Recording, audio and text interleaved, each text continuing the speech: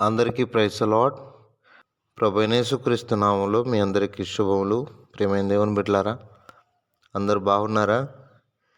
దేవుడు మీ జీవితాలను ఆయన వాక్యం చేత కట్టడానికి ఇష్టపడుతూ ఉన్నాడు. ఈరోజు ఉదయకాలం వాక్యం వినడానికి వచ్చిన మీకు శుభములు కలుగునుగాక. రండి, ఈ సమయంలో నిర్గమకాండము 4వ అధ్యాయము 12వ వచనాన్ని నేను చదువుతున్నాను. నేను నీ నోటికి తోడై ఉండి నీవు ఏమి పలకవలసినది నీకు బోధించెదను. దేవుడు తన పక్షాన కొందరు నిలబడాలని, తన పక్షాన మాట్లాడేవారు ఉండాలని, ఈ భూమి మీద ఆయన మనసును ఎరిగి ఈ భూమి మీద మాట్లాడాలని దేవుడు కోరుతున్నాడు. మోషే ఇక్కడ తను తప్పించుకునే ప్రయత్నం చేస్తున్నాడు. నిజంగా దేవుని ఏర్పాటులో ఉన్నవారు తప్పించుకోవడానికి వీల్లేదు.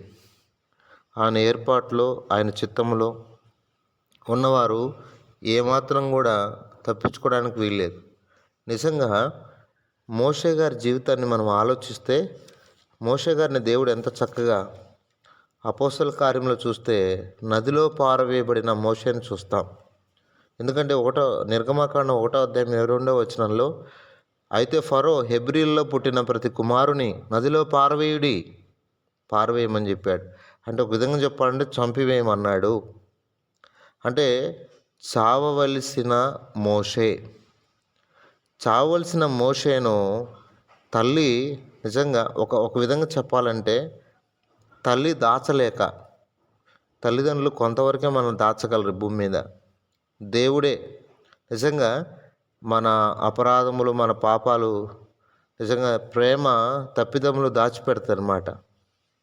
దేవుని బిడ్డలారా, మోషేను దేవుడు నిజంగా తన ప్రేమ చేత దేవుడు మోషేను ప్రేమించాడని చెప్పడానికి జొమ్మిపెట్టులో మనం మోషేను చూస్తాం.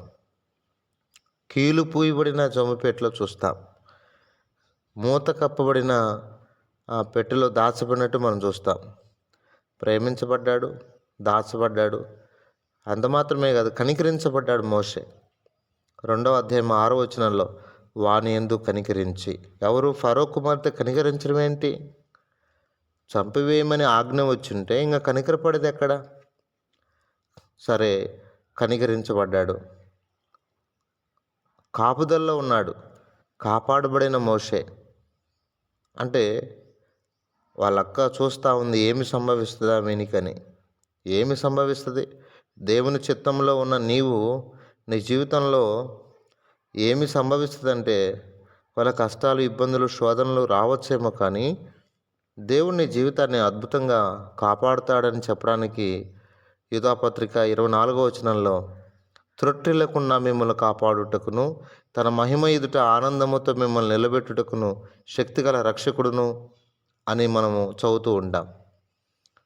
పోషించబడిన మోషే నిజంగా ఆ నదిలో పారవేయబడి చివరికి పోషించబడ్డానికి కూడా అద్భుతం కదా.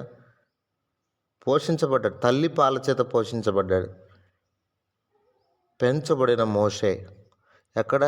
రాజనగర్లో. నది ఎక్కడ? పారవేయబడ్డము అసలు ఎక్కడి నుండి ఎక్కడికి? నదిలో పారవేయబడిన మోషే రాజనగర్లో పెంచబడ్డానికి వచ్చాడంటే దేవుని ఏర్పాటు ఎంత గొప్పది. అవును, మోషే యొక్క నమ్మకత్వం, మోషే యొక్క తీర్మానం, మోషే యొక్క కమిట్మెంట్ చాలా గొప్పది కదా. నిజంగా ఇవన్నీ చూస్తున్నప్పుడు దేవుని ఏర్పాటు, 3 నెలల బాలుడి మీద దేవునికున్న ఏర్పాటు ఎంత గొప్పది. నా ప్రియమైన వాళ్ళారా, దేవుని ఉద్దేశాలు చాలా ఉంటాయి. మనం చాలాసార్లు దేవుని ఉద్దేశాల్లోంచి బయటికి పోయి ఆలోచిస్తాం. నా వల్ల కాదు, నేను చేయలేను, నువ్వు పంపదలిసిన వాడిని పంపు. అయితే దేవుడు ఏమంటున్నాడు అంటే 3వ అధ్యాయము 10వ వచనం, కాగా రమ్ము, నిన్ను ఫరో ఎద్దుకు పంపేదను, నా ప్రజలైన ఇశ్రాయేలును తోడుకు రావాలి. నేను మాట్లాడలేను, నేను ఎంతటి వాడిని, కాబట్టి మన శక్తి మన బలమే పాటిది. 12వ వచనం, నిశ్చయముగా నేను నీకు తోడై ఉందును. చెప్తున్నాడు దేవుడు, ఖచ్చితంగా చెప్తున్నాను, నేను నీకు తోడై ఉంటాను. నువ్వు భయపడాల్సిన అవసరము లేదు. స్పష్టంగా దేవుడు చెప్తున్నాడు, నువ్వు రావాలి, నా ప్రజలైన ఇశ్రాయేలును విడిపించాలి, తోడుకుని రావాలి. 4వ అధ్యాయము 15వ వచనం, నువ్వు అతనితో మాట్లాడి అతని నోటి మాటలు అందించవలెను. నేను నీ నోటికిని అతని నోటికి తోడై ఉండి మీరు చేయవలసిన దానిని మీకు బోధించేదను. అవునండి, మనము ఏమైతే బోధించాలో ఫరో ఎదుట కానీ మరి ఎవరి ఎదుటైనా కానీ మరి ఏం బోధించాలో అది ప్రభువే ఇస్తాడు. ఈరోజు రకరకాల బోధకులు వచ్చేసారు. అర్థమైందా? దేవుని పక్షాన మాట్లాడే బోధకుల కంటే సాతాను పక్షాన మాట్లాడే బోధకులు ఎక్కువైపోయారు కదా. అవునంటారా కాదంటారా? అవును, అవును అని చెప్పాలి. నాకు నచ్చింది నేను బోధించడం, ఎవరికి నచ్చిందో వాళ్ళు బోధించడం కాదు. లేఖనాలు ఎలా ఉన్నాయి అని ఆలోచించి దేవుని యొక్క సహాయము చేత, దేవుని ఆత్మ చేత బోధించడం చాలా ప్రాముఖ్యమైన విషయం. నాకు నచ్చింది నేను చెప్పడం, ఎవరికి నచ్చింది వాళ్ళు చెప్పడం అనేది సంఘానికి, ఆత్మలకు క్షేమాన్ని కలిగించవు. నా ప్రియ స్నేహితులారా, బైబిల్ గ్రంథంలో పౌలైనా, పేతురైనా, మరి అపోస్తలులు ఎవరైనా, ఫిలిప్పు అయినా నోరు తెరిచి వారు ఎంత చక్కగా మాట్లాడారు. నోరు తెరిచి ఎలా మాట్లాడాలో చెప్పానా? అర్థమైందా? సామెతల గ్రంథం నేను ఒక మాట చదువుతాను చూడండి. ఈరోజు ఈ ప్రసంగం ఎందుకంటే నిజంగా చాలాసార్లు దేవుని ఏర్పాట్లో ఉండి కూడా నేను వెళ్ళను, నేను మాట్లాడలేను. పౌలు గారు ధైర్యంగా మాట్లాడారు దేవుని పక్షాన. సామెతల గ్రంథం 31వ అధ్యాయము నేను చదువుతున్నాను చూడండి. 31:26, జ్ఞానము కలిగి తన నోరు తెరచును, కృపగల ఉపదేశం ఆమె బోధించును. జ్ఞానము కలిగి నోరు తెరవాలి. నోరు ఉంది కదా అని చెప్పి మాట్లాడడానికి వీల్లేదు. ఏమండి, అర్థమైందా? జ్ఞానము కలిగి నోరు తెరవాలి. అపోస్తలుల కార్యాలు ఎదిరించు మూర్ఖుల నోరు మూయించడము చాలా ముఖ్యం. అపోస్తలుల కార్యాలు ఇక్కడ కూడా నేను ఒక వ్యక్తిని గురించి చెప్పడానికి ప్రయత్నం చేస్తున్నా. 6వ అధ్యాయం 10వ వచనం, మాటల యందు అతడు అగపరిచిన జ్ఞానమును. నువ్వు మాట్లాడే మాటల్లో జ్ఞానాన్ని అగపరచాలి, మూర్ఖత్వాన్ని కాదు. మాటల్లో జ్ఞానాన్ని అగుపరచాలి.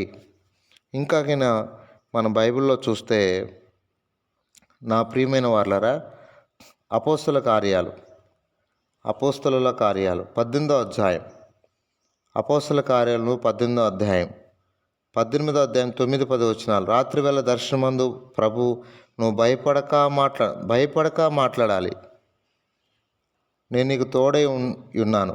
అంటే దేవుని విషయాలు జ్ఞానముతో, కృపతో, భయము లేకుండా ధారాళముగా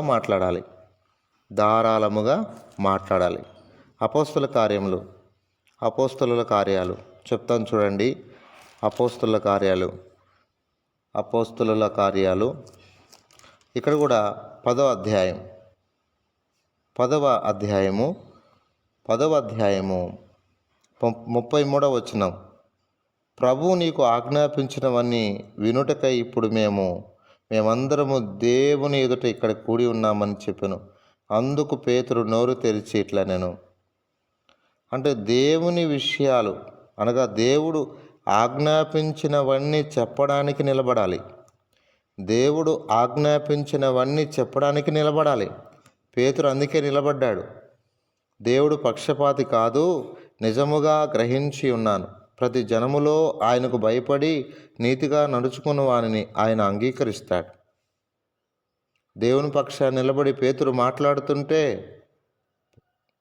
కొర్నేలితో పాటు అనేక మంది రక్షించబడ్డట్టుగా మనం చూస్తాం.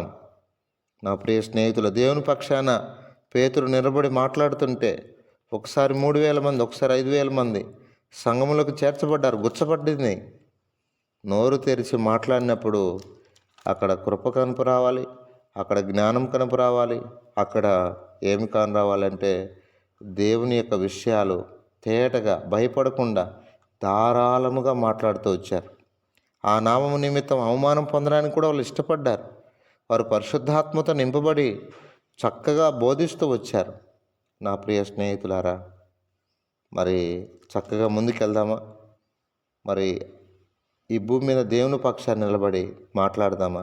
దేవుని విషయాలు మాట్లాడినప్పుడు అనేకులు మార్పు చెందుతారు. నేను నీ నోటికి తోడైను, నువ్వేం పలకవలసింది నీ ద్వారా పలికిస్తానని చెప్తున్నాడు. అది ఎవరి ఎదుటైనా.